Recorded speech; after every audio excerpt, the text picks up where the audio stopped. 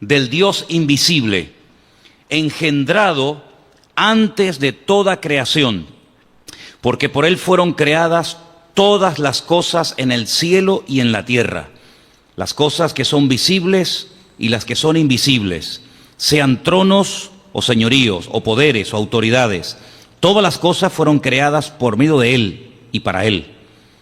Él es anterior a todas las cosas y en él tienen coherencia. Él es la cabeza del cuerpo, que es la iglesia. Él es el principio, el primogénito de entre los muertos, para ser supremo en todas las cosas. Porque en él Dios se complació de hacer su morada en toda su plenitud y reconciliar consigo mismo todas las cosas por medio de él, habiendo hecho la paz por medio de la sangre de su cruz. Esto se hizo por todas las cosas, para que estén en el cielo y en la tierra.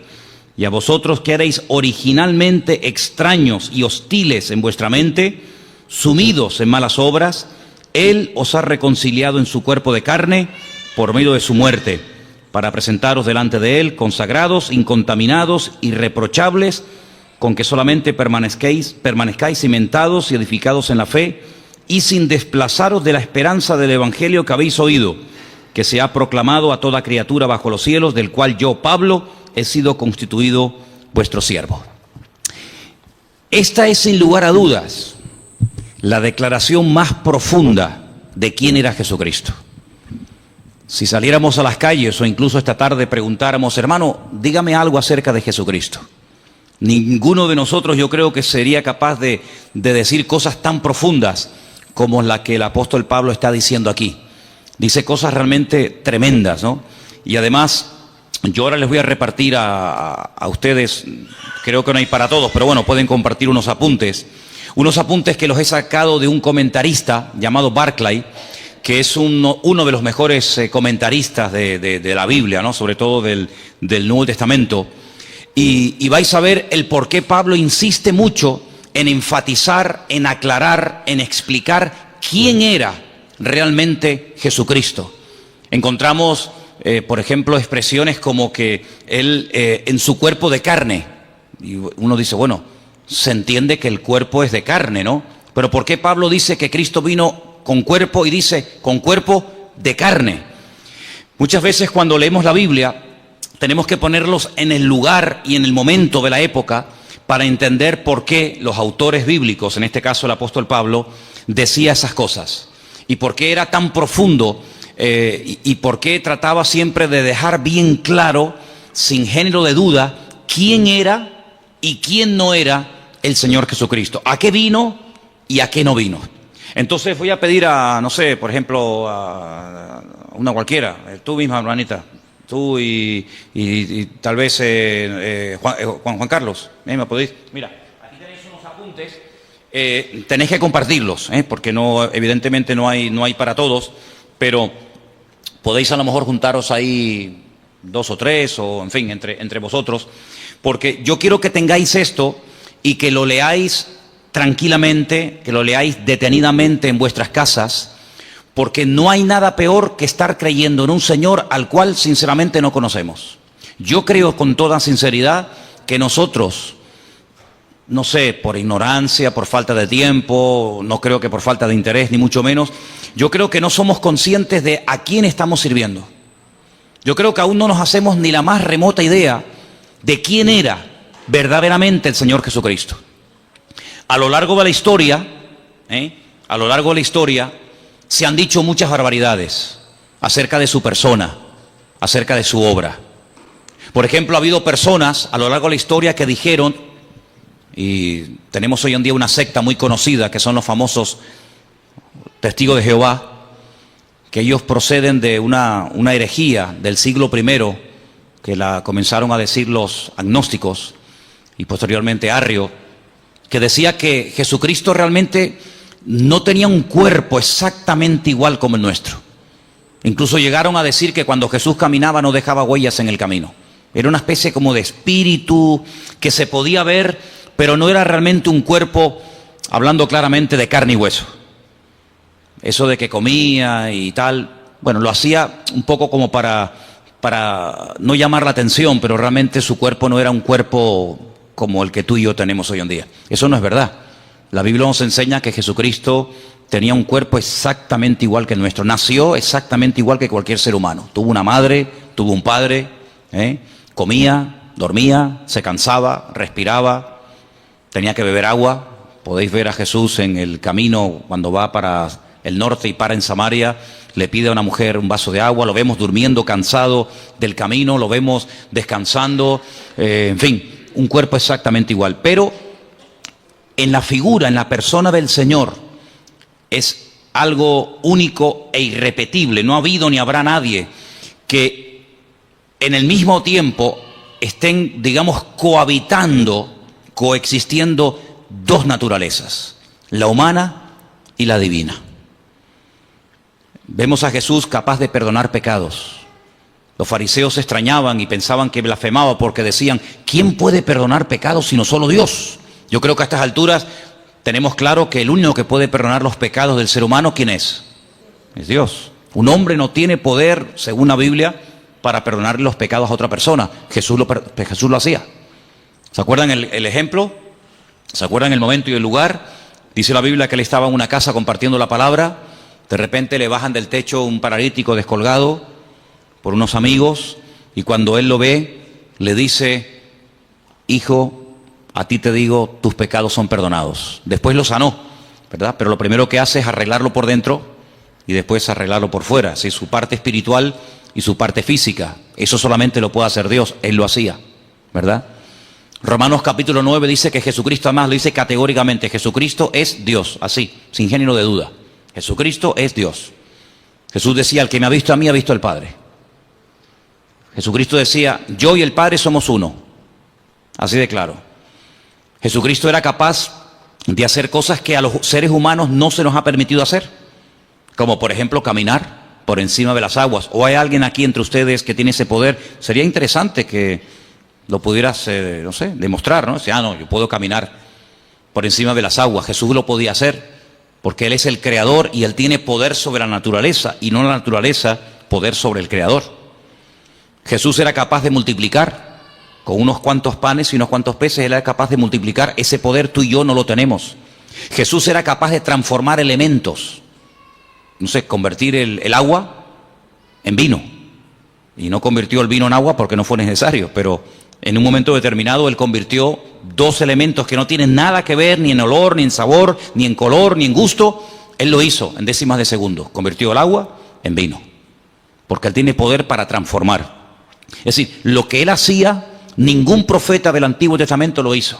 Y mira que en el Antiguo Testamento hubieron profetas que hicieron cosas tremendas. Dice la Escritura que los milagros que Moisés logró hacer a través de los muchos años que estuvo, digamos, dirigiendo el pueblo de Israel, dice que no ha habido ningún otro profeta que se levantara con tanto poder y con tanta autoridad como Moisés. Fue, digamos, el más grande de todos, pero Jesús lo superó, evidentemente, ¿no? Jesús llegó un día a decir que Él era antes de Abraham.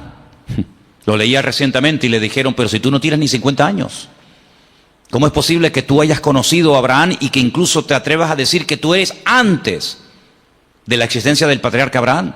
Y dice, pues yo soy antes que Abraham. Juan lo define como el verbo, como la palabra encarnada, como la palabra humanada, la palabra hecha carne. Dice, en el principio era el verbo era con Dios y el verbo era Dios, ¿verdad? Entonces vemos al Señor Jesucristo con atributos divinos, capaz de perdonar pecados, caminar por encima de las aguas, transformar elementos, multiplicar panes y peces, etcétera, etcétera. Capaz de leer los pensamientos de la gente. Dice, ¿por qué caviláis contra mí en vuestros corazones?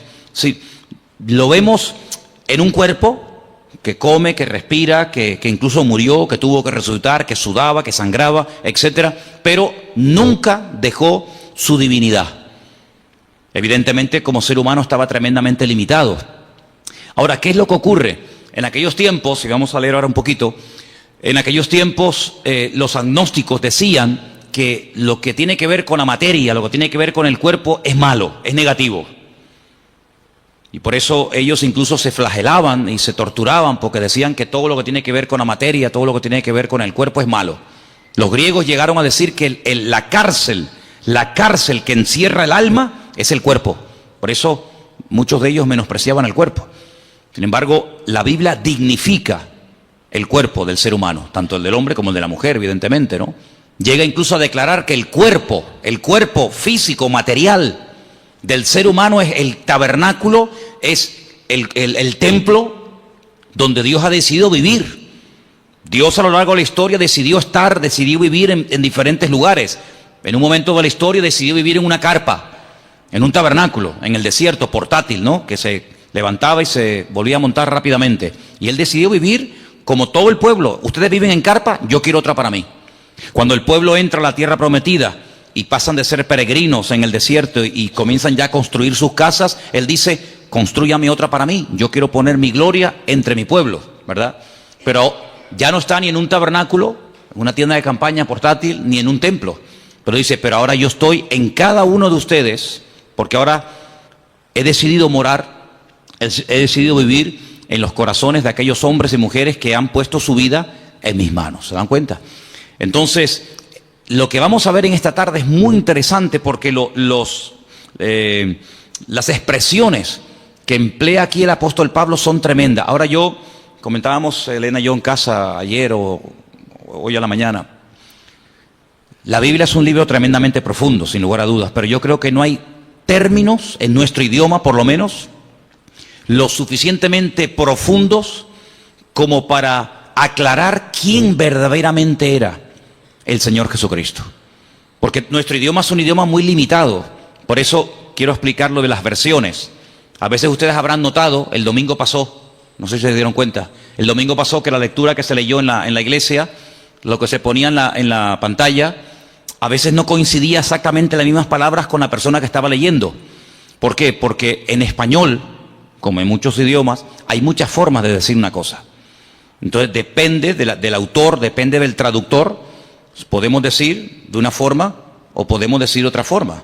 Estamos diciendo lo mismo, pero no habla igual un venezolano con colombiano, no habla igual un canario con catalán, no habla igual un boliviano que un argentino. O sea, hay diferentes expresiones, todos hablan el mismo idioma, pero cada pueblo, cada cultura, cada lugar, cada momento de la historia, pues tiene expresiones que van cambiando. El idioma no es algo muerto, el idioma es algo vivo, va cambiando de generación en generación.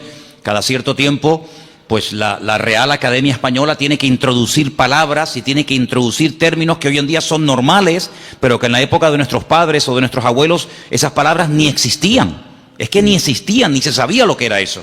Sin embargo, hoy en día hay que dar una definición, hay que dar una aclaración a palabras que se usan todos los días, pero que en aquellos tiempos, repito, ni existían. Entonces a veces hay que, entre comillas, inventar.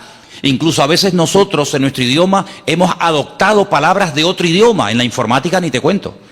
La informática está llena de términos que son ingleses, son términos que no son españoles, pero que de alguna manera ya forman parte de no sé, software. Tantas palabras, no vamos a estar ahora perdiendo el tiempo en eso, pero tantas palabras que todo el mundo o mucha gente sabe lo que significan, pero que sin embargo hasta hace pocos años la gente no entendía. Entonces por eso no es lo mismo coger una Biblia del siglo XIX que leer una Biblia del siglo XXI. El mensaje es el mismo, pero la forma de clarificar el mensaje evidentemente va cambiando y hay que adaptar el lenguaje a los tiempos, ¿no? Entonces cuando el apóstol Pablo le decide escribir una carta a nuestros hermanos, a la iglesia local de los hermanos de Colosas, pues allí había unos problemas particulares que curiosamente a lo largo de la historia se han ido repitiendo. Entonces en los apuntes que ustedes han recibido en esta tarde, perdonen la letra tan pequeñita, yo sé que algunos dirán, madre mía, yo esto no lo veo. Es que lo quise hacer grande y mira cómo salían los folios, salían unos folios enormes. Entonces, si quieren sigan la lectura. El resto de los comentarios de este capítulo, del versículo 15 al 23, está todo explicado aquí. No tiren estos apuntes, léanlo frecuentemente, porque hay expresiones que necesitamos saber qué es lo que realmente quiso decir el autor. Solamente me quiero parar en algo, y es que a Jesús se le llama, por ejemplo, en el versículo 15, ¿qué dice el versículo 15 en vuestra versión? ¿Lo podéis ver ahí un momentito? Colosenses 1:15, ¿qué dice? Leerlo juntos en altavoz, por favor.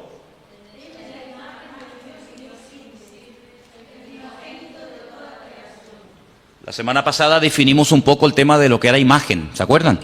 Hablamos de la imagen, la semejanza. Dijimos que son términos que no tienen nada que ver con el aspecto físico de una persona. Toar es la palabra que se emplea cuando se quiere hablar de apariencia, de forma, de figura.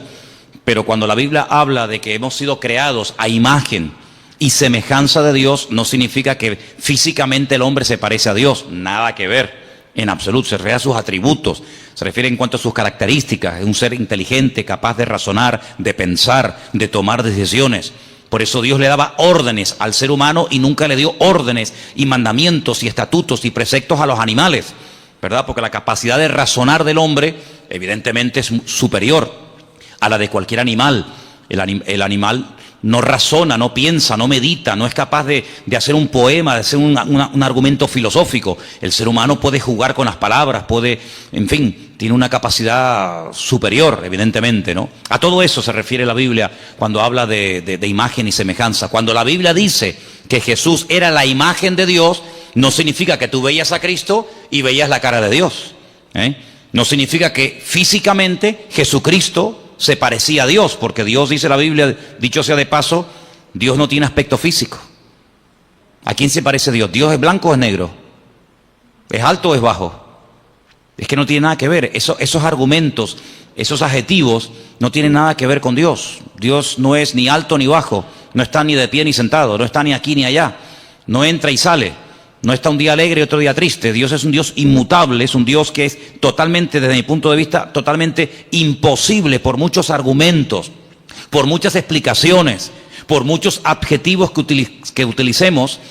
Sinceramente, todos se quedan cortos, Yo pienso que a lo largo de la historia, el hombre que el mejor definió a Dios fue un rabino llamado Maimónides. Hay un libro extraordinario que él escribió en el siglo XII, Guía de los Perplejos, donde él habla él define la esencia de Dios. Y yo no he conocido a nadie, ni he leído ningún libro que explique la esencia de Dios tan profunda y al mismo tiempo tan clara como la define este hombre, ¿no? Él, por ejemplo, dice que Dios no tiene peso ni medida, Dios no tiene forma ni figura. Dios no es un Dios que se puede comparar con atributos humanos, pero claro, algunos dirán, pero la Biblia habla de los ojos de Dios, la Biblia habla de la mano de Dios, la Biblia habla de la espalda de Dios, dice que Moisés le vio la espalda a Dios, la Biblia habla de la boca de Dios. Eso es lo que se llama antropomorfismos, ¿eh? Es atribuirle a Dios o utilizar elementos humanos para hablar de lo que Él hace o hablar de lo que Él es. Dice, los ojos del Señor recorren toda la tierra. ¿Te imaginas dos ojos así? Por las calles, por las plazas, por las montañas, dos ojos. Hombre, eso no se puede traducir literalmente, porque los ojos del Señor que recorren toda la tierra, ¿qué es lo que quiso decir el autor?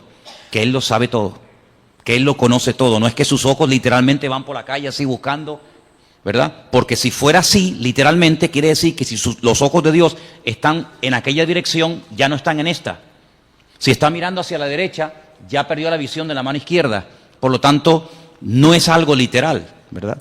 Así que eso es lo que la Biblia, ya digo, se llama antropomorfismo. Es utilizar un lenguaje humano para definir o para explicar más o menos un concepto de tipo espiritual. Eso es al mismo tiempo lo que es una parábola. La Biblia está llena de parábolas. Ustedes pueden leer los evangelios. Dice, la parábola del sembrador, la parábola del hijo pródigo, la parábola de la oveja perdida, ¿verdad? Está llena de parábolas. ¿Y qué es una parábola? Es un ejemplo. Es un ejemplo de algo conocido, ¿verdad? Una oveja, una semilla, un chico que se pierde, etcétera, para explicar un concepto espiritual que, utilizando ese ejemplo sencillo, la gente puede entender más o menos, repito, lo que es el reino de Dios, lo que es el amor de Dios, lo que es el perdón, lo que es la misericordia, lo que es la generosidad, la hospitalidad, etcétera, etcétera, etcétera, ¿verdad? Entonces vamos a leer algunas frases de aquí, de la primera página. Ahí en la primera página donde pone los pensadores equivocados. ¿Lo veis? Disculpen que todos no tengan los apuntes, pero después si queréis podemos hacer fotocopias, porque es muy bueno que todos tengan estos apuntes y los leas y los repases, porque tenemos que profundizar y crecer en nuestro conocimiento de Dios. Dice así: uno de los hechos de la mentalidad humana es que uno no piensa más de lo que se ve obligado a pensar. Hasta que uno se encuentra con que otros se oponen a su fe y la atacan, no se pone a pensar en sus implicaciones. A veces nosotros no nos rompemos la cabeza con preguntas que el mundo se hace, ¿verdad? Ni pensamos en eso.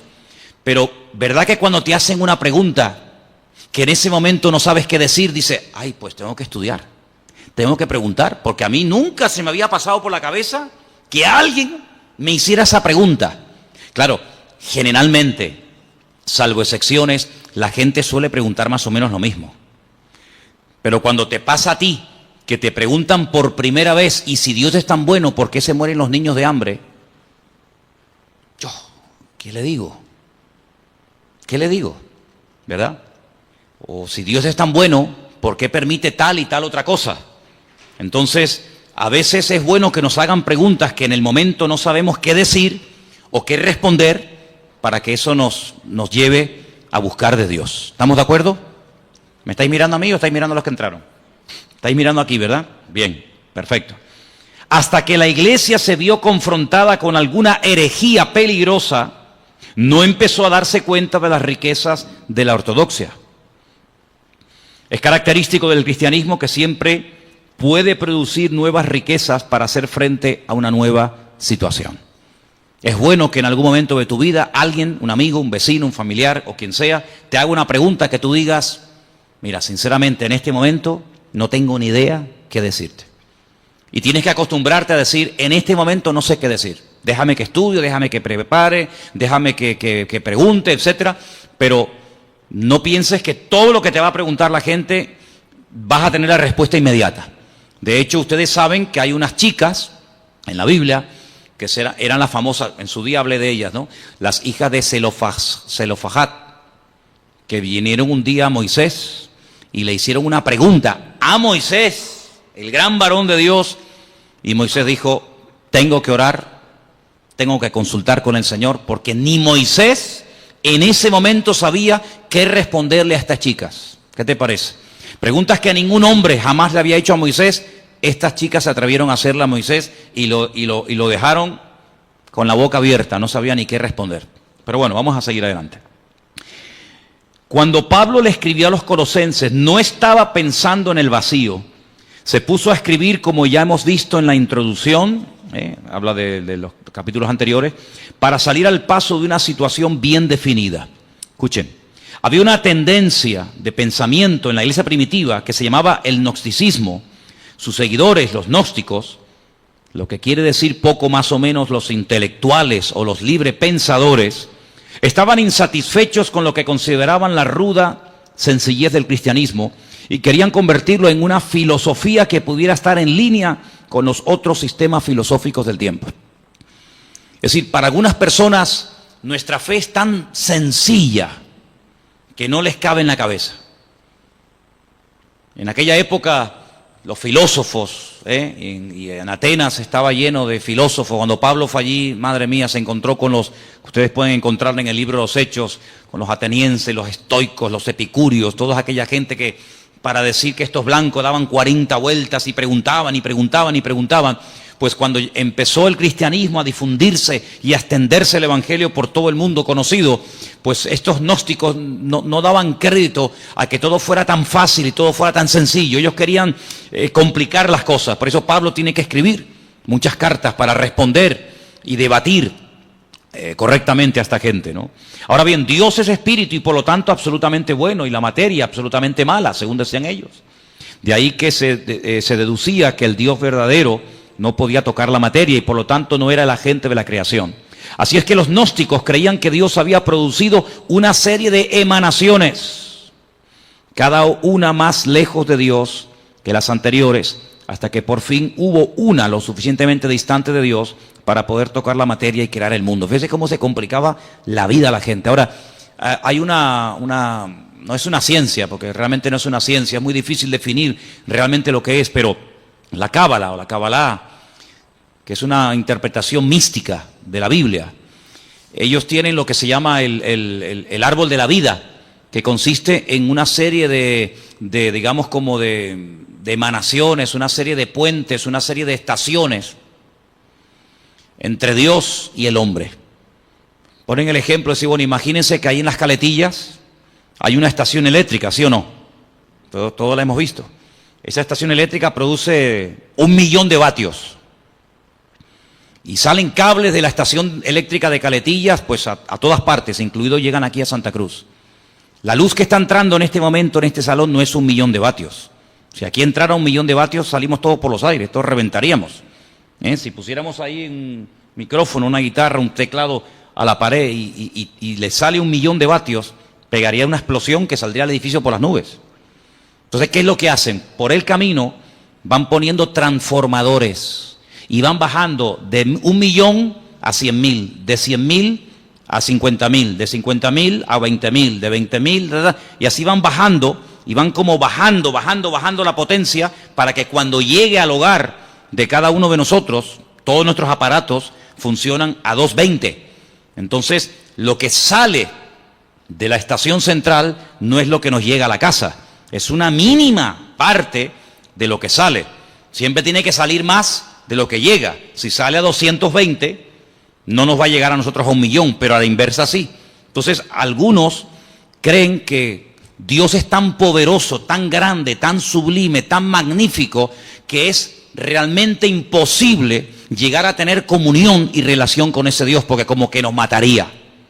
¿Qué es lo que hacen? Ellos van por el camino, para explicarnos, ¿no? Ellos van por el camino diciendo que, bueno, Dios se manifestó en esto, y esto en esto otro, y esto en esto otro, y esto en esto otro, y Cristo, según los gnósticos, fue una de las manifestaciones o emanaciones de Dios, la más distante, y por eso Él podía tener un cuerpo, pero realmente no era un cuerpo como el que dijimos al principio. Todo esto es una auténtica barbaridad. Algunos dirán, pero ¿cómo la gente se puede complicar tanto la vida? Pero esto fue antes del año 100, después de Jesucristo. Imagínense, si estas cosas no se aclaran al momento, si el apóstol Pablo, con la sabiduría y el conocimiento que el Señor le dio, no fuera capaz de taparles la boca, de hacer lo que se llama apologética, si defender correctamente los principios bíblicos, en el año 2015, siglo XXI, el Evangelio estaría totalmente distorsionado y no tendría absolutamente nada que ver hoy el Evangelio con el Evangelio que predicaba Jesucristo y los discípulos. Por lo tanto, se tuvo que defender la fe en aquel momento, se tuvo que aclarar las cosas, y gracias al Señor tenemos, por ejemplo, la carta de los Colosenses, que va en una línea, la carta a los Efesios, la carta a los Tesalonicenses. ¿Por qué hay tantas cartas? Porque en cada congregación surgían diferentes opiniones o diferentes herejías. Por ejemplo, en Colosas decían que una de las formas de acercarnos a Dios es adorando a los ángeles. Ya parece que se ha ido a la moda, pero hubieron unos años, aquí en Canarias por lo menos, en los que en algunas farolas se veía pegados unos papelitos donde daban cursos para que la gente pudiera contactar con su ángel particular y ese ángel le llevara a Dios y de esa manera no ir directamente a Dios porque es demasiado poderoso, pero a través de un ángel como que se baja la intensidad. Se puso de moda el famoso libro o el famoso curso de milagros, ¿verdad? Donde la gente podía, entre comillas, producir con una serie de técnicas y con una serie de historias sus propios milagros, autosanarse, autoliberarse, y ahí surgieron buenos pensamientos, la famosa nueva era, donde ellos dicen que el hombre es como un ser que tiene dormido, tiene como atrofiado una serie de valores, una serie de capacidades que el pecado ha apagado, pero que con una serie de clases y de principios y de no sé qué y no sé cuánto, ya no hace falta ni ir al médico ni que nadie ore por ti, sino que tú te puedes autosanar, porque tú eres una especie como de Dios en miniatura, una especie de ser tremendamente poderoso pero atrofiado, apagado, dormido, porque el pecado te ha, digamos, dormido esas capacidades espirituales, y bueno, y la gente se complica la vida de una manera con tal de no ir a Dios, con tal de no buscar al Señor, son capaces de buscarlo donde sea. Y por eso el apóstol Pablo fue un hombre muy usado, no solamente para extender el Evangelio que nos ha llegado a nosotros exactamente igual, sino también para decirle a aquella gente las barbaridades que decían y para que hoy en día tengamos respuestas ante estas barbaridades. Entonces vamos a seguir leyendo un poquito y después nos vamos a meter en el pasaje. Los gnósticos llegaban todavía más lejos. Estamos en la primera página de los apuntes que les di. Conforme las emanaciones se fueron distanciando de Dios, se volvieron cada vez más ignorantes de Él. Y en las emanaciones más distantes se daba no solamente la ignorancia de Dios, sino la hostilidad hacia Él. Los gnósticos llegaban a la conclusión de que la emanación que creó el mundo desconocía y era hostil al verdadero Dios. Y algunas veces hasta identificaban esa emanación con el Dios del Antiguo Testamento. Eso tenía ciertas consecuencias. Ahora, si ustedes se dan cuenta, cuando el hombre no tiene una relación directa con Dios, cuando el hombre busca en fuentes equivocadas, es como lo que decía el profeta Jeremías: ustedes están buscando en cisternas rotas que no retienen el agua, y por eso cuando llegan a una cisterna rota la encuentran vacía. Hay una búsqueda sincera, pero el camino es un camino equivocado. No todos los caminos llevan a Dios. Eso tienes que tenerlo clarísimo en tu vida. No es que, bueno, da igual, iglesia evangélica, católica, musulmana, budista, nueva era, da igual, total, todos los caminos llevan a Dios. Es que eso no es lo que dice la Biblia. Mira, a lo largo de la historia, siempre el deseo del Creador, el deseo de nuestro Dios fue tener comunión con el hombre. Dios hizo todo lo habido y por haber, todo lo impensable, para que el hombre se acercara a Dios. El hombre como que hacía todo lo contrario para alejarse del Señor. Te voy a poner un ejemplo. Mira, en el Antiguo Testamento hay un varón de Dios, un hombre que se llamó Jacob. Conocemos también su nombre como Israel. La Biblia dice que él una noche se echó a dormir. Estaba durmiendo al aire libre. De repente él tiene un sueño donde ve una escalera. Una escalera que tiene la parte de abajo en la tierra y la otra punta, al otro extremo de la escalera está en el cielo. Él dice que ve ángeles que suben y que bajan. No dice que bajan y suben, sino ángeles que suben y bajan. Él entiende en ese sueño, que es muy profundo para decirlo así en breves palabras, él entiende que el cielo se quiere acercar al hombre. Él entiende que el Creador quiere volver a tener comunión con el hombre la cortó, el hombre se desconectó de Dios, el hombre se independizó de Dios, para que me entiendan. Porque cuando Dios creó al hombre, lo creó con la capacidad de rebelarse, de separarse de su Creador. ¿Por qué Dios lo hizo así? Solo Dios lo sabe. Pero una de las razones elementales y básicas de por qué Dios le permitió al hombre rebelarse contra su Creador es por una sencilla razón. Porque Dios no quiere amor a la fuerza.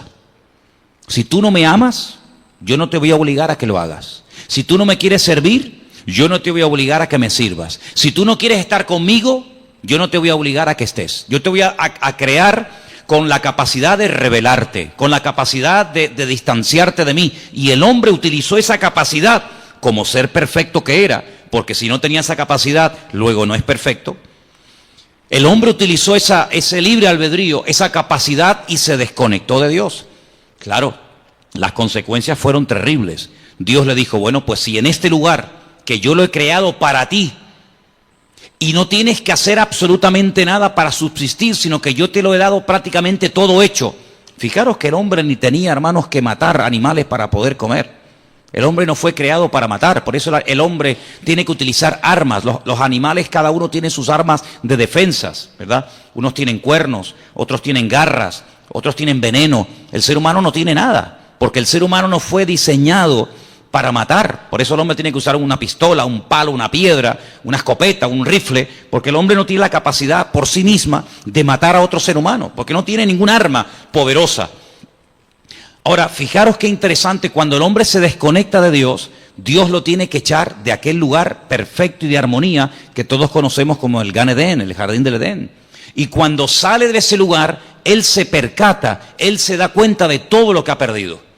Ahora el hombre tiene frío, ahora el hombre tiene calor, ahora el hombre suda. Sudar significa perder humedad, con la capacidad de poder deshidratarte. La mujer comienza a sentir dolores. La mujer no fue creada para tener la menstruación todos los meses. En el momento en el que peca, comienza a experimentar el hombre pérdida de humedad y la mujer pérdida de sangre todos los meses. La tierra se le vuelve en su contra. Los animales que antes dominaba, ahora en cierto sentido tiene que cuidarse de ellos porque le pueden quitar la vida. Y así una serie de consecuencias terribles. Pero a pesar de eso, Dios no se desentendió de la raza humana. Dios no dijo, bueno, ustedes no quieren estar conmigo, ahí se quedan. Sino que el hombre sigue, permítame la expresión, detrás del hombre, buscando al hombre.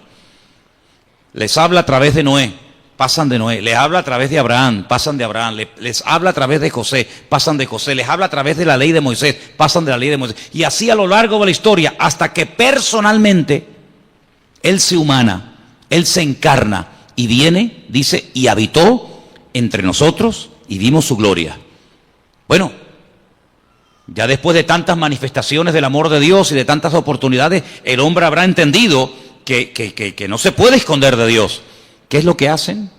Matan a su hijo, creyendo que de esa manera ya Dios va a cesar en esa ansia, en ese anhelo de buscar constante y permanentemente al hombre. Nada más lejos de la realidad. Lo matan y el Padre dice en Romanos capítulo 8 que a través del poder de su Espíritu Santo resucita a su hijo al tercer día. Luego la muerte no acabó con Cristo, la muerte fue el inicio de una etapa nueva, donde ahora ya no va a estar bajo la ley de un antiguo pacto, sino la ley de un nuevo pacto. Vienen los apóstoles, vienen los discípulos, vienen los padres de la iglesia, a lo largo de la historia, siglos y siglos y siglos y siglos. Dios continuamente buscando al hombre. El hombre inventando todo tipo de excusas, todo tipo de herejías, todo tipo de barbaridades, que si él no murió, que si él se desmayó, que si María Magdalena se equivocó de tumba, que si los discípulos robaron el cuerpo, que si se equivocó de no sé qué, que si no tenía cuerpo, que si no tenía espíritu, una detrás de otra. Pero sin embargo Dios, en el anhelo y en el deseo de buscar al hombre, hoy en día sigue tocando y llamando a la puerta de los corazones. ¿Para qué? Para tener comunión, para tener relación contigo y tú con Él. Y de esa manera poder descubrir el propósito de tu existencia. Y no pasar por esta vida sin saber qué hago, a qué me dedico, a dónde voy. Sino que sepas en todo momento por qué el Señor permitió que tú nacieras y que tú existieras y que tú estuvieras en este planeta un periodo muy corto de tiempo, muy corto, porque la vida es algo tremendamente efímero, algo tremendamente corto, que pasa así y cuando te das cuenta, ¡pum!, se te fueron tus 80, tus 90 años. Pero el objetivo no es vivir en esta tierra por la eternidad, sino prepararnos para retornar al Creador y tener este tiempo como una especie de escuela de preparación para lo que realmente es la vida verdadera, que es la vida eterna en la presencia del Señor. ¿Te das cuenta? Entonces el diablo ha intentado por todos los medios habidos y por haber cegar, que la ignorancia sea la tónica habitual del ser humano, que no lea la Biblia, que no se acerque a Dios, que se acerque a otras cosas, que tenga todo tipo de experiencias y de sensaciones, menos la búsqueda sincera y genuina de buscar a Dios. Pero vemos en la palabra de Dios que el hombre sigue y sigue y sigue y sigue rebelándose contra el Creador, pero todos aquellos que le reconocieron les dio el derecho de tener un título que solamente llegó a tener un pueblo en la tierra, y es la de ser llamados hijos de Dios. ¿Cuántos dicen amén? Así que ya Dios no podía hacer nada más. Ahora vamos a seguir leyendo un poquito más adelante en los apuntes que les he dado, porque hay una expresión que se usa que se ha malinterpretado hasta el punto de decir, y te dicen, no, es que la Biblia lo dice, que Jesucristo, escuchen bien porque esto es muy sutil y ustedes tienen que tenerlo muy claro, que como Dios sabía que el hombre iba a pecar, porque Dios lo sabe todo de antemano antes de que ocurra, ¿sí o no? Dios es omnisciente, todo lo sabe, nada le sorprende. Ya Dios había creado en un principio, antes de la creación del universo, a Jesucristo, y lo tenía como preparado, lo tenía como reservado, para que cuando el hombre pecara, como nada podía redimir al hombre del pecado, sino solamente a través de la sangre incontaminada y limpia y pura del Señor, pues ya Él lo tenía preparado desde antes de la fundación del mundo para que muriera por nosotros. ¿No se pueden ustedes imaginar la cantidad de gente que cree eso? Que Jesucristo es el Salvador, que murió por nosotros, que resucitó en una cruz, que Él ascendió a la diestra de Dios Padre, que volverá, que reinará, todo eso, pero con algo muy sutil, y es que dicen que Jesucristo no es Dios, sino que Jesucristo es un ser creado. Eso significa, como una vez un señor vino aquí y lo tuve que expulsar de la iglesia, porque eso es una auténtica herejía, que si Dios creó a un arcángel que luego se rebeló contra el Señor, y que conocemos hoy en día con el nombre de Satanás, que en un principio no era Satanás, sino Luzbel, ¿verdad? Ese lucero, significa que si Dios lo creó a él y creó también a Jesús, hay un parentesco, porque son hijos del mismo Padre, tanto uno como otro, y ahí no le permití que siguiera adelante, sino dije, no, lamento mucho, si usted cree en eso, si usted cree que estos dos son hermanos, esto se acabó. Hasta ahí no le permitimos, y lo tuvimos que decir que se fuera. Pero él estaba totalmente convencido que así como Adán y Eva tuvieron un hijo bueno y un hijo malo, uno llamado Caín y otro llamado Abel, Dios también tuvo un hijo bueno llamado Jesucristo y tuvo un hijo malo llamado Satanás. Fíjate tú las barbaridades a las que llega la gente, ¿no? ¿Y de dónde sacaba eso? Del versículo 15, donde dice que él fue el primogénito de la creación. Amigo. Pero fijaros qué interesante, porque un poquito más abajo, en el versículo 18, vuelve a aparecer la palabra primogénito. Versículo 18 dice, Él es la cabeza del cuerpo, que es la iglesia. Él es el principio, ¿el qué? ¿Primogénito de qué? De entre los muertos. Mira, mi pregunta es, ¿Jesucristo fue realmente la primera persona en la historia que resucitó? ¿Sí o no? ¿Sí? No sé, ustedes sabrán, yo estoy preguntándole a ustedes. ¿La primera persona que resucitó fue Lázaro? ¿Sí? Bueno. No sé, ustedes sabrán. No, porque yo he leído el Antiguo Testamento y he visto que, por ejemplo, Elías resucitó a una persona en el Antiguo Testamento. Entonces hay gente que resucitó antes de Lázaro, y antes de la viuda de Naín, y antes de aquella chica a la cual el Señor le dijo, Talita Cumi, a niña, a ti te digo, levántate y anda. Luego, tanto en el Antiguo como en el Nuevo Testamento, hay personas que resucitaron antes de Jesucristo. ¿Por qué dice que Él es el primogénito de entre los muertos? No es el primogénito de entre los muertos en el sentido de que Él no fue el primero en resucitar. Luego, si la palabra primogénito entre los muertos no significa, y esto quiero que lo dejemos bien claro, si la palabra primogénito entre los muertos no significa que Él fue el primero en resucitar, si volvemos al versículo 15, la palabra primogénito de toda la creación tampoco puede significar que Él fue el primero en ser creado. ¿Sí o no? Miren, cuando uno interpreta la Biblia, y aquí dimos en su época una clase de hermenéutica, hace mucho tiempo que se grabó, y no se pueden imaginar, hasta el día de hoy, cada día prácticamente, recibimos correos en la iglesia de gente de todo el mundo que han visto ese curso de hermenéutica que yo en mi vida me pensé que iba a ser tan seguido y de tanta utilidad para tanta y tanta gente. Se llama así, curso de hermenéutica. Lo tienen ahí ustedes en YouTube, en la Biblia, que lo grabamos aquí. Una de las reglas de la hermenéutica es una ciencia que se enseña en las escuelas bíblicas, en los seminarios, para ayudarte a interpretar correctamente los textos bíblicos. Si usted no puede interpretar la Biblia a su manera, usted no puede interpretar la Biblia de un punto de vista únicamente judío, únicamente evangélico, únicamente católico, ateo, no. Usted tiene que interpretar la Biblia según unos parámetros, según unos principios generales e universales, para que usted no saque conclusiones equivocadas. Por ejemplo, cuando estudiamos, no me voy del tema, pero quiero dejar bien claro esto, porque hay gente aquí que está empezando a venir a la iglesia, y hay gente aquí que lleva años en la iglesia, y a todos ustedes tienen que tener bien claro que todos leemos la misma Biblia, pero lógicamente una persona que está empezando a leer la Biblia por primera vez en su vida no tiene a lo mejor el conocimiento, la base que tiene una persona que lleva toda la vida leyendo la palabra de Dios, que ha oído un montón de estudios, que ha hecho cursos, etcétera, etcétera. Tiene unas bases, ¿verdad?, para interpretar la Biblia completamente diferente. ¿Sí o no? Cuando usted empieza a leer la Biblia, pues si la empieza a leer por el Apocalipsis, usted no se va a enterar de nada. Pero si usted ha hecho cursos, usted ha escuchado lo que es el Apocalipsis, lo que significan los caballos, los colores, los números, cuando usted lo lea, usted va a disfrutar de la lectura de ese bendito libro. Pero si usted no sabe, usted no se va a enterar de nada. Es decir, pero es que yo no entiendo la Biblia. Por eso hay gente que a veces dice, mira, yo he leído la Biblia y yo no la entiendo. Hombre, claro, si llevamos a un niño el primer día a la escuela y le van a enseñar a multiplicar y a dividir, el niño probablemente no va a querer ir más, porque se va a aburrir. Pero el niño aprende jugando.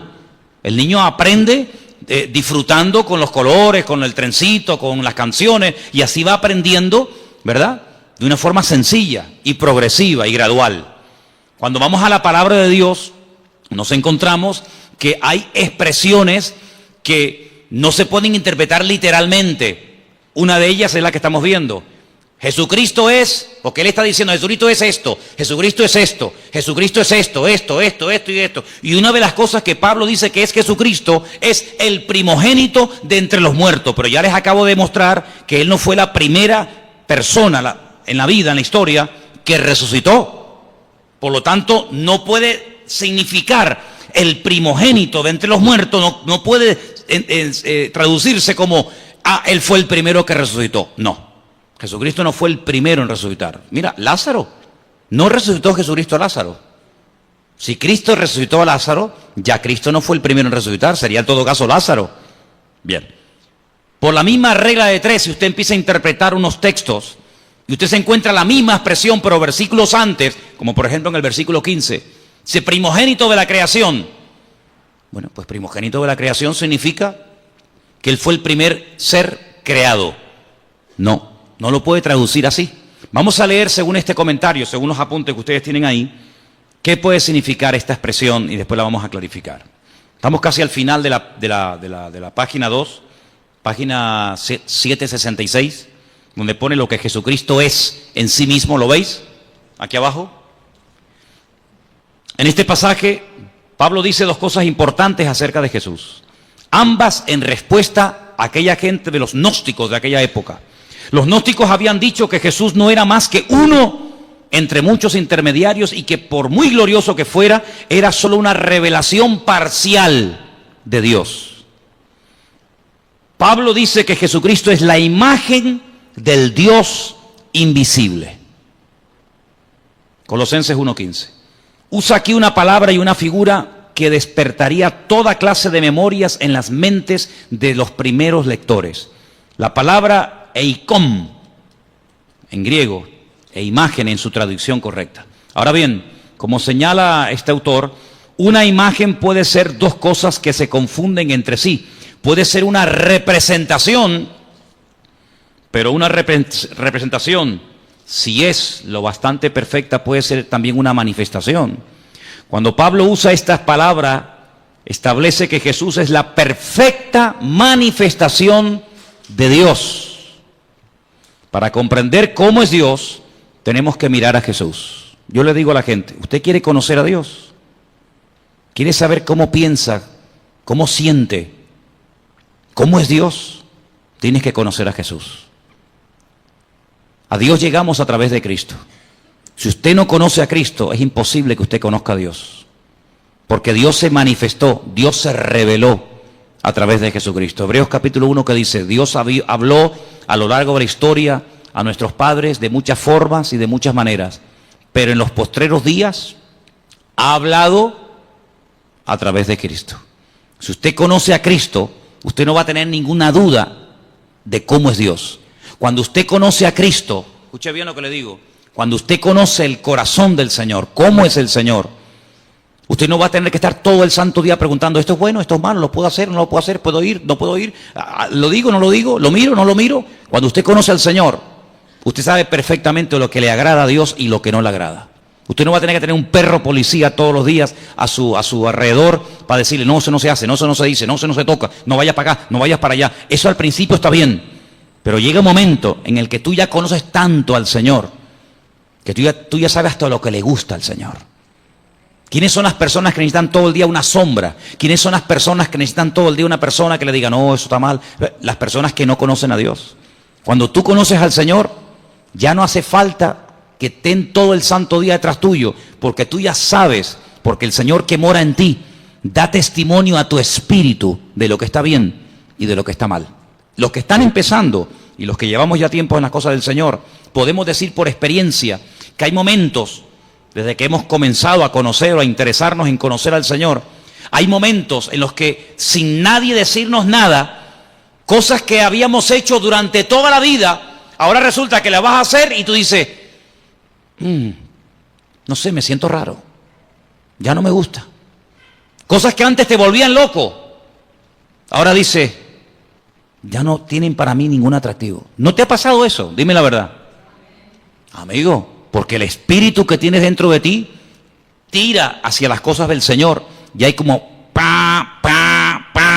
como una alarma que te dice, eso no está bien. Nadie lo sabe, nadie te ha visto, pero el Señor que mora en ti ya comienza a hablarte. Si tú esa voz la cultivas, no la apagas, no la ignoras, sino si tú esa voz, esa sensación, por decirlo así, tú le prestas atención cada día, tú vas a ser más sensible a lo que tienes que ser y nada sensible a lo que no tienes que ser sensible. ¿Cuál es el problema del ser humano en reglas generales? Que a veces somos tremendamente sensibles en cosas que nos tenían que dar lo mismo. Y a lo que deberíamos de ser verdaderamente sensibles, no lo somos. Yo creo que uno de los peores pecados que podemos cometer los creyentes, los que ya hemos conocido al Señor, es perder la sensibilidad espiritual. Porque cuando uno pierde la sensibilidad espiritual, un término que aparece en la Biblia es que llegamos a cauterizar la conciencia. Si ya pecas y no te sientes mal. Y eso es terrible. Eso es terrible. El temor de Dios, el respeto a Dios, dice la Biblia que es el principio de la sabiduría. Cuando tú comienzas a darte cuenta de que ese pecado, que para ti no era pecado, para ti era normal, porque lo has hecho toda la vida, pero ahora dice, oye, ¿y yo por qué ahora, cuando voy a fumarme un porro, o cuando voy a ver una película pornográfica, o cuando voy a mentir, o cuando voy a robar, o cuando voy a no sé qué, o no sé cuánto, por qué yo ahora me siento mal y antes no me sentía mal? Porque estás cambiando. Por eso, porque estás cambiando. ¿Y quién es el que te está cambiando? El que vive dentro de ti. Por eso dice, no entristezcas, no apagues al Espíritu Santo que mora en ti. Porque yo te digo por experiencia que se puede apagar la voz del Señor. ¿Qué dice la Escritura? Si hoy el Señor te habla, no cierres tu corazón, porque a lo mejor ya mañana te vuelve a hablar y ya no te enteras. La sensibilidad es algo que no podemos perder. Esa es una de las señales de que una persona se ha apartado del Señor, de que no está bien con Dios, que ha perdido la sensibilidad espiritual. ¿Vale? Sigo leyendo. El Antiguo Testamento, versículo donde pone la A, y la literatura intertestamentaria, si lo que está entre el Antiguo y el Nuevo Testamento, tienen mucho que decir acerca de lo que es la sabiduría. Bueno, vamos a leer un poquito más adelante porque yo lo que quería que ustedes vieran acerca de lo que significa verdaderamente aquí. Perdón, vamos a la página 767. Vamos a esa página, por favor.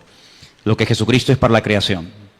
Él es el primogénito de toda creación. Debemos procurar darle el verdadero sentido a esta frase. Como aparece en la Reina Valera, podría querer decir que el Hijo fue la primera persona que fue creada. No. Usted sabe lo que a mí me atormentaba cuando yo comencé a venir a la iglesia. La pregunta que a mí me volvía loco. Ya gracias al Señor eso ya ha pasado a la historia, pero yo era una cosa que era algo como una obsesión, era algo que me volvía loco. ¿De dónde salió Dios? ¿Quién lo creó? Yo daba para atrás, marcha atrás, ¿no?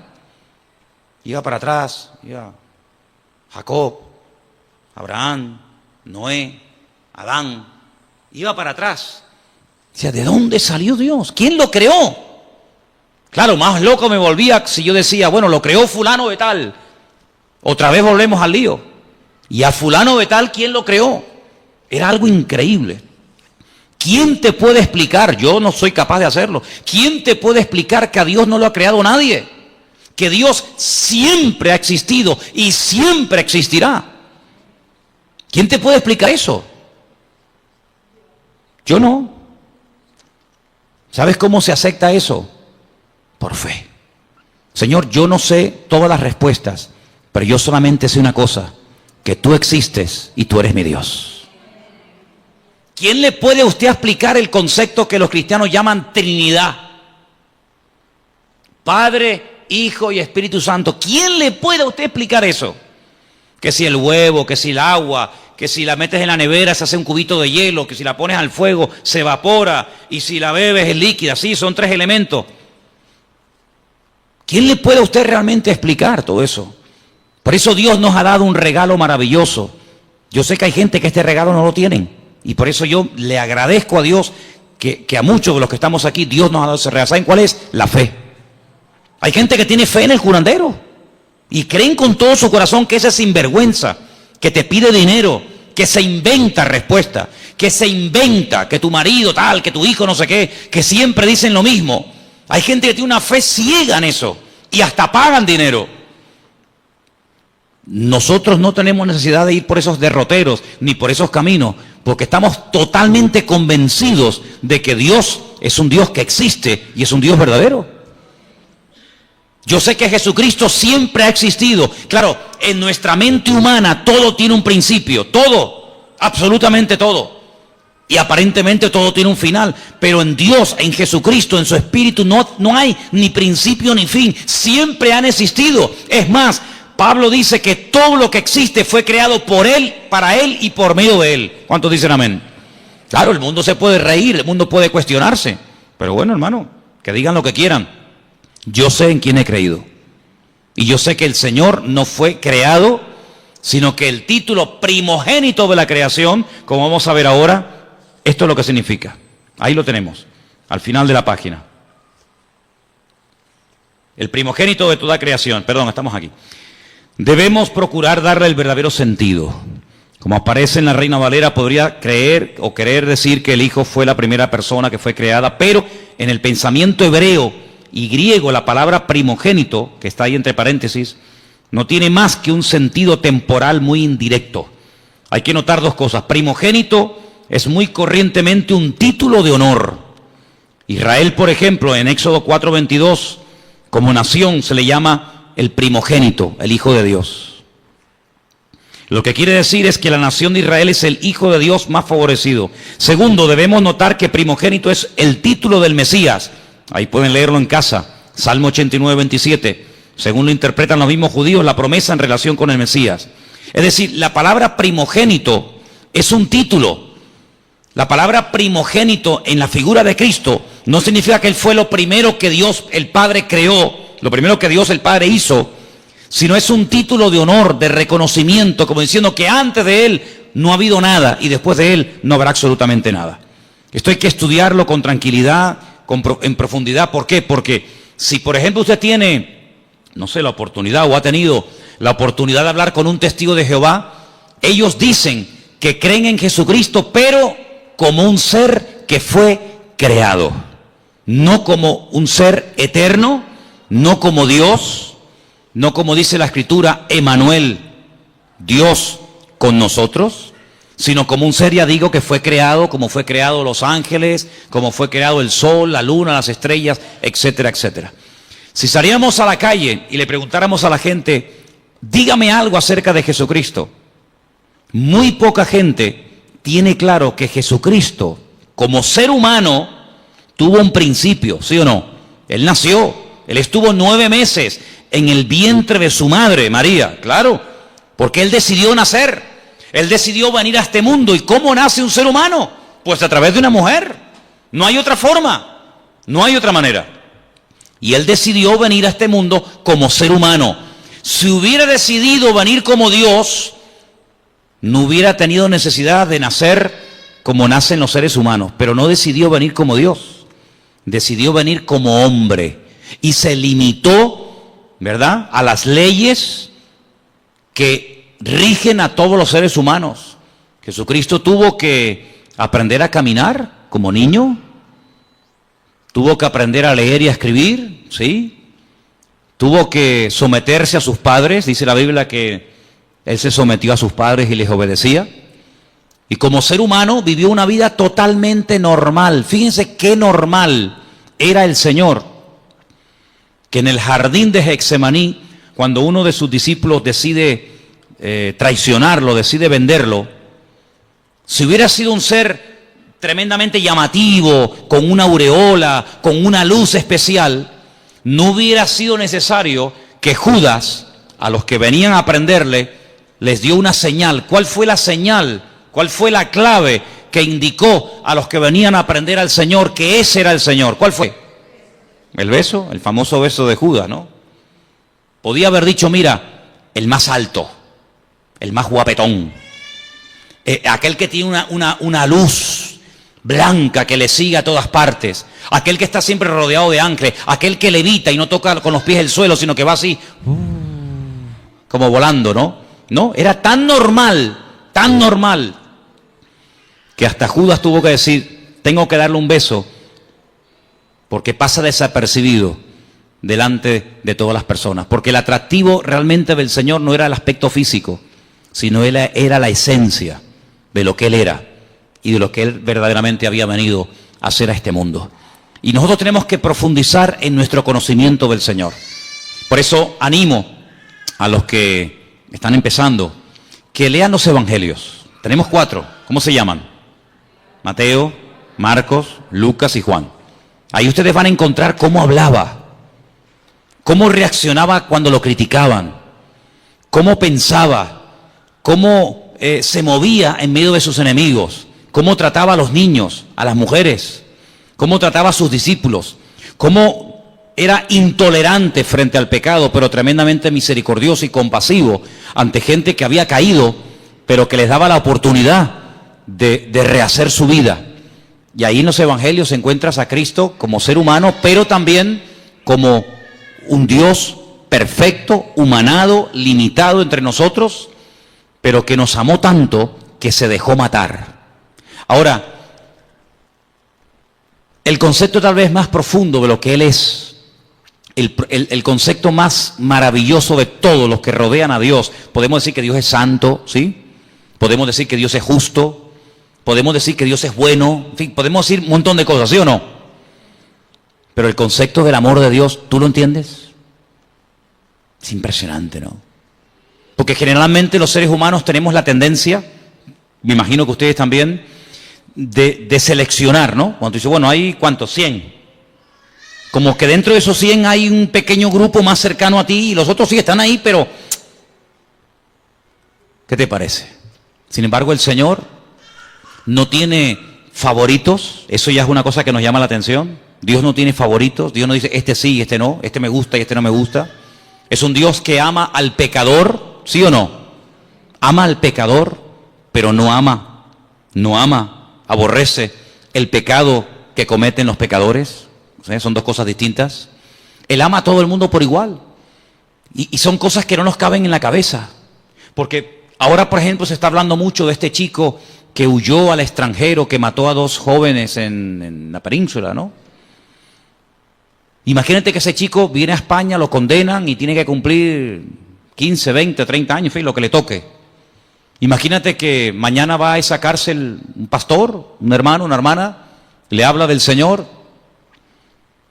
El chico reconoce la barbaridad que ha hecho, se arrepiente, pide perdón al Señor. Mi pregunta es, ¿Dios perdonaría a esta persona? ¿Sí o no?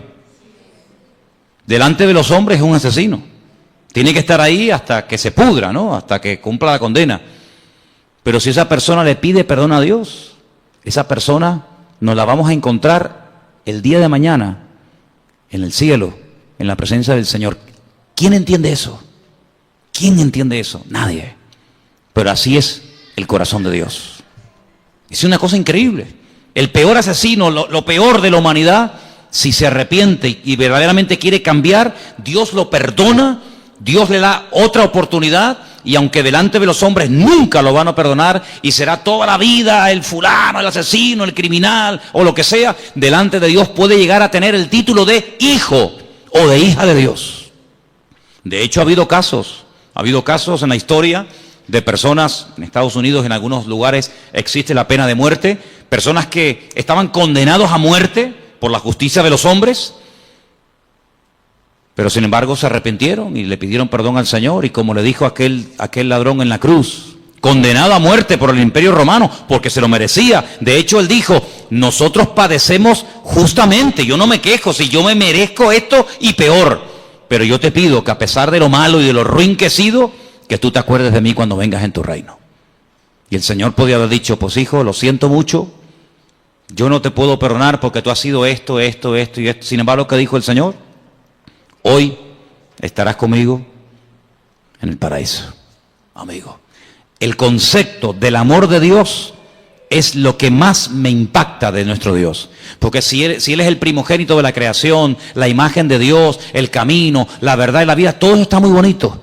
Pero a mí lo que me cautivó y lo que me transformó la vida fue entender que Dios a mí me había amado de tal manera que fue capaz de mandar a su Hijo para que lo mataran en una cruz, simplemente por amor. ¿Qué te parece? Así que el apóstol Pablo intenta taparle la boca a los gnósticos de la época. A lo largo de su ministerio tuvo muchas luchas con los religiosos, con los fanáticos, con los que metían o intentaban meter falsas doctrinas en las congregaciones. Pero lo que nos tiene que quedar bien claro en esta tarde a todos y a cada uno de los que estamos aquí es que Dios a nosotros nos ama tal y como somos. Aunque nunca cambiáramos, ¿sí o no? Aunque nunca cambiáramos, aunque nos muriéramos así como somos hoy, el Señor en este momento a cada uno de nosotros nos ama, y cada vez que le pedimos perdón al Señor de corazón y de verdad, el Señor siempre perdona. Hace unos días estaba en televisión y como una novedad, como una cosa, como que hubieran bajado extraterrestres del planeta X y vinieran a este mundo y dijeran, oye, que han venido unos extraterrestres, como una cosa del otro mundo. Daban la noticia en todos los medios de comunicación de las últimas declaraciones del Papa, que si una mujer que abortó, ¿no dijo más o menos así? Verdaderamente de todo corazón pide perdón a Dios, que hay que perdonarla, y lo contaron. Y yo digo, pero mira, si eso lo sé yo hace 30 y pico de años cuando me convertí a Cristo. Sinceramente, a lo mejor para usted, señora, o para usted, caballero, será una cosa de decir, oye, que cómo estamos cambiando, qué cosa tan tremenda. Pero miren, ¿sabes qué? Es que yo conozco al Señor, no me hace falta que don Francisco diga semejante cosa, porque ya mi Dios en su palabra me ha dicho que el que viene a mí, yo no le echo fuera. Da igual si ha abortado, da igual si ha asesinado, da igual si ha matado con ganas o sin ganas, queriendo o sin querer, me da igual. En la palabra de Dios encontramos que si hubiéramos pecado, primero de Juan capítulo 1 dice, si hubiéramos pecado, abogado tenemos para con el Padre, a Jesucristo el justo. Y la sangre de Jesucristo nos limpia de todo pecado. Por lo tanto, a mí no me causa ninguna sorpresa diciendo, ¡ay, qué maravilla! Pero si la maravilla hace 2000 años ya la dijo Él. Ya hace 2000 años el Señor Jesucristo murió en la cruz para demostrarle a toda la raza humana que no importa lo lejos que nos hayamos separado de los caminos del Señor, no importa, mira, lo bajo que hayamos caído, las barbaridades que hayamos hecho, si le pedimos perdón al Señor, Dios siempre perdona, y otra cosa más, y olvida. ¿Cuántos dicen amén? El Señor a nosotros no nos dio la capacidad de olvidar las cosas malas que nos hacen. Una cosa es que no nos domine, una cosa es que no me quite el sueño, una cosa es que no esté ahí continuamente amargándome la existencia, y otra cosa es que yo olvide. Si usted me pega ahora a mí una patada y usted me pide perdón y yo te perdono, oye, yo te perdono, pero yo no puedo olvidar que tú me pegaste una patada, y además si se me quedó un moretón y si me tuvieron que escayolar, pues menos todavía. Pero hay una característica tremenda, que un Dios todopoderoso diga y declare categóricamente, y Él no miente, que cuando Él perdona, Él olvida al mismo tiempo. Como diciendo, yo nunca te voy a echar en cara, nunca te voy a reprochar lo que me hiciste o me dejaste de hacer, lo que dijiste o dejaste de decir. Solamente hay un ser en todo el universo que es capaz de amarnos y de soportarnos como Él. Y Él se llama Jesucristo, Rey de Reyes y Señor de los Señores.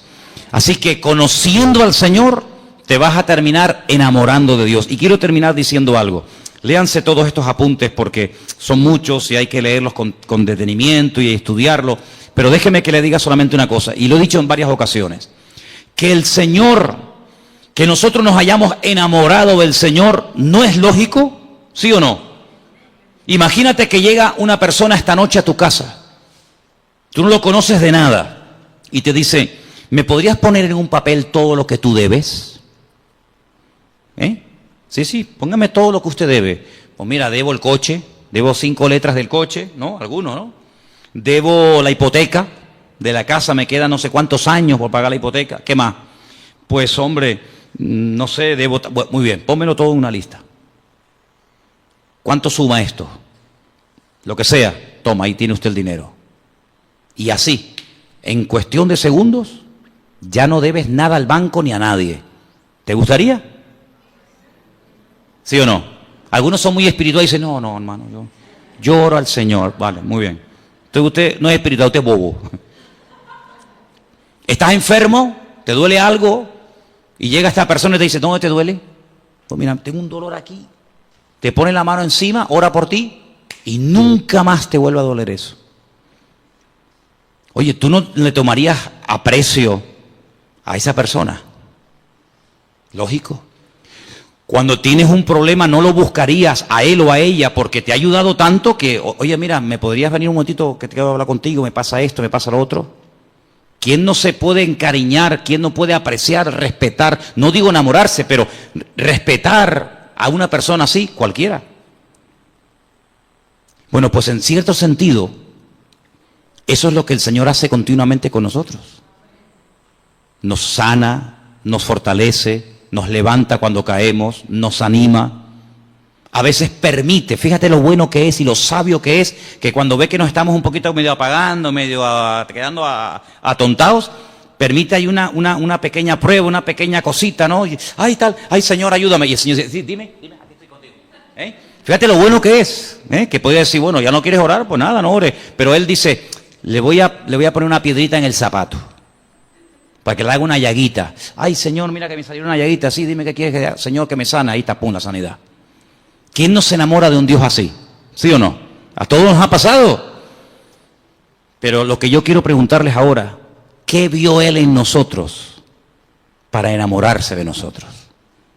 Porque ¿cómo no me voy a enamorar de un Dios que tiene estas y más características, cualquiera? Pero ¿qué vio el Señor en ti y en mí?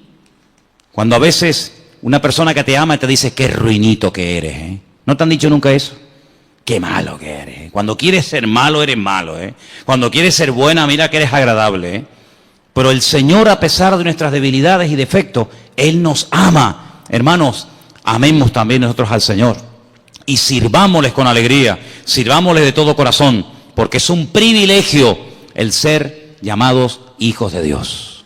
Y quiero terminar pidiéndoles que hagan una reflexión. Imagínense que en esta noche supiéramos, es una hipótesis, no es real, pero imagínense que supiéramos que en este momento en la Plaza de España, allá abajo en pleno corazón de Santa Cruz, hay 8 o 10 mil personas sin hogar, sin agua potable, sin comida, sin nada, y que hay cientos y cientos de niños, pues como los niños que tenemos aquí en la iglesia, que a veces entran, salen, el otro que canta, el otro que toca los palitos, Bueno, pues eso es lo que está pasando en este momento en Europa, donde hay miles y miles, millones de personas huyendo de países que están totalmente destrozados. Y yo me preguntaba hoy, digo, Señor, si nosotros al salir del culto en esta noche sabiendo esa situación, no se nos ablanda el corazón, entonces que nosotros nos hemos convertido sin darnos cuenta en creyentes tremendamente teóricos. Me contaba Priscila ayer que miles de familias en una pequeña isla llamada Islandia se han ofrecido a las autoridades del país, al gobierno de dicho país, para dar acogida en su casa a personas que no tienen nada, que han huido con lo opuesto y que no tienen nada. Yo me preguntaba, ¿será que lo que llamamos el estado del bienestar, no lo llaman así a cómo se vive en Europa, el estado del bienestar?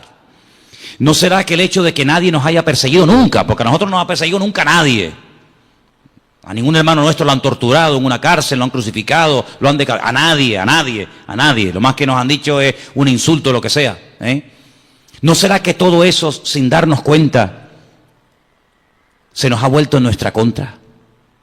Y nos hemos hecho tremendamente cómodos e insensibles ante el dolor ajeno. Pues están en Hungría, hermano, están allí en Hungría, están en Grecia, están tan lejos. Pero yo pregunto, ¿seríamos capaces, y me pregunto yo también estoy metido en el ajo, ¿seríamos capaces nosotros de decir, pero por qué tienen que estar ahí un montón de familias pasando frío y hambre, cuando nosotros somos la sal de la tierra y la luz del mundo? ¿La luz para qué es? Dice el Señor, no es para ponerla debajo de la mesa, es para ponerla encima y que todos sean alumbrados con la luz del Evangelio, con la luz de los cristianos. ¿Seríamos capaces nosotros de decir, vénganse a vivir a nuestra casa? Tengo 3 habitaciones, nada más duermo en una, ¿para qué quiero 2 habitaciones vacías? ¿Seríamos capaces de traer una familia a nuestra casa? Si no somos capaces de reaccionar ante momentos de urgencia, nuestro cristianismo es simplemente una teoría. Es simplemente una teoría. Yo sé que no es nuestra realidad social. No tenemos ahí a miles y a miles de personas acampadas, pasando frío, pasando hambre, sin saber a dónde van. Pero ¿y si fuera? ¿Y si esa fuera nuestra realidad? ¿Seríamos capaces de dar la bienvenida, la acogida, para que se quedaran un montón de gente durmiendo aquí en la iglesia o en nuestra iglesia del Puerto de la Cruz? ¿Seríamos capaces? ¿Seríamos capaces de llevarnos a un matrimonio, con hijos o sin hijos, a vivir a nuestra casa y demostrarles el amor cristiano, pero no con palabras y con canciones, sino con hechos? Y en verdad, ¿seríamos capaces? Yo me preguntaba todo eso en estos días, porque dicen que desde la Segunda Guerra Mundial, la catástrofe humanitaria más terrible es esta que se está viviendo hoy en día, donde miles y miles, y Dios está poniendo a prueba, y yo lo siento así, Dios está poniendo a prueba el cristianismo de Europa. Yo creo que